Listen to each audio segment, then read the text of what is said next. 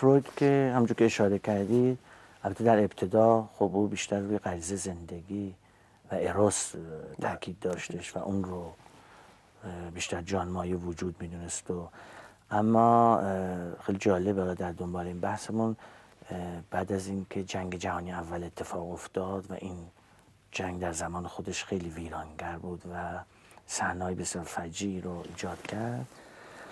اونجا بود که شاید نخستین بار فروید متوجه این خود ویرانگری بشر شد و به همین دلیل غریزه مرگ رو به کار گرفتش در ادبیاتش که اون تنتوس هست که اسم تنتولوژی و مرگ شناسی هم از اون گرفته شده و بعد در حقیقت حیات روانی و درونی انسان رو در تنازع این غریزه زندگی و مرگ دانست و بحث این بود که خب انسان ها یعنی موجود زنده یک تمایلی برای برگشت به حالت غیر ارگانیک درش وجود داره که این غریزه مرگ این کار رو میکنه که به اونجا برسه و همونطور که اشاره کردید بعد از او این مطلب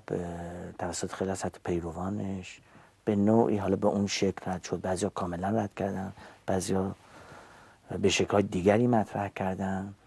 ولی هنوز هم باقی مونده، یعنی هنوز بهش هم تو که فرمودید ارجاع میشه، هنوز ازش برای تعابیر استفاده میشه و این نشون میده که مفیده استفاده از اون. و فروم که اشاره فرمودید بهش، او هم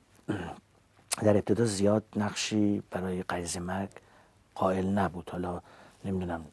از نظر زمانی چه موقعی بود، شاید تجربه جنگ جهانی دوم مثلا اتفاق افتاده. به حال او دیدش این بود که بله ما دو دسته غرایز داریم، غرایز زندگی، غرایز مرگ. غرایز زندگی در خدمت حیات، پس خیر، غرایز مرگ در خدمت انهدام و نابودی، پس شر. هر آن چیزی که منجر به تباهی، ویرانگری، فساد و نابودی میشه، اینها از غرایز مرگ ایجاد میشه. و در گسترش و بسط نظریاتش دو خوی یا دو نوع شخصیت رو ترسیم کرد و گفتش یه سری خوی مرگ پرستی وجود داره، یه سری خوی زندگی پرستی. این دوتا در تقابل هم قرار می‌گیرن. در اونجا فروم اشاره که میکنه به خوی مرگ پرست، ویژگی هایی که داره یک خود مرگ پرستی است، یعنی تمایل به همه چیزهای بی جان، مرده، بی روح و غیر ارگانیک، در مقابل اون کسی که زندگی پرسته به چیزهای جاندار، ارگانیک، زایا نگاه میکنه و در بست نظریاتش ویژگی‌های کاملا مشخص شخصیتی رو عنوان میکنه. فرض بفرمایید کسی که مرگ پرسته شیفته شبه، شب پرسته، شیفته سیاهیه، ظلمته و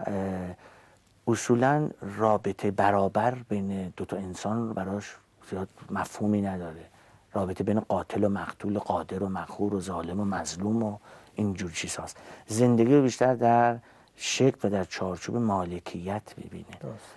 توجه و علایقی که داره بیشتر گرایش که داره به سوی اشیاء بیجانه، چیزهای مکانیستی. و حتی چهره ظاهری اشخاص که مرگ پرست هستن به نوعی مرگ پرستی رو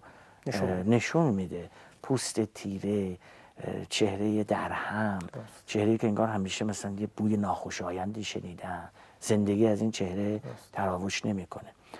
و در مقابلش خوی زندگی پرست، کسی است که علاقه به زندگی داره، چیزای با جان، جاندار، ارگانیک، دوست داشتن، عشق ورزیدن، از چهرهش زندگی ساطع هستش، بشرش بشره بشاش و زندهیه و در این روابط رو به صورت روابط برابر میبینه و همچنین یکی از ویژگی‌های مهم انسان که خیلی خیلی مهمه شد به اندازه همین بحث مرگ و زندگی اهمیت داره، مسئله خلاقیت در انسان هر چیزی که داره رو به خلاقیت و زایایی و اون زایندگیش ایجاد میکنه و این ویژگی است که در شخصیت زندگی پرست میبینه. توضیح رو میده این دوتا قطبه. حالا در افراد ممکنه بعضی از این ویژگی ها به صورت مخلوط وجود داشته باشه، ولی او معتقده که مرگ پرستی که از علائم بسیار وخیم آسیب شناسی روانی است و وقتی در کنار به اصطلاح خودش همبودی زناگونه و خویشتنکامی یا خودشیفتگی وخیم قرار میگیره، یکی از بدترین سایکوپاتولوژی یا آسیب شناسی های روانی رو میشناسه و نمونه شخصیت که عنوان میکنه در کتابهاش که تمام این ویژگی رو داره هیتلر هست و این رو به فاشیست پیوند میده، اون آیین فاشیستی و چیزهای سیاه و غیره. و البته چون فروم میدونید یک روانشناسی است که همیشه به اجتماع براش خیلی اهمیت داره و معتقده که اصولا خود اجتماع هم در ایجاد این خو و منش ها میتونه مؤثر باشه. اجتماعی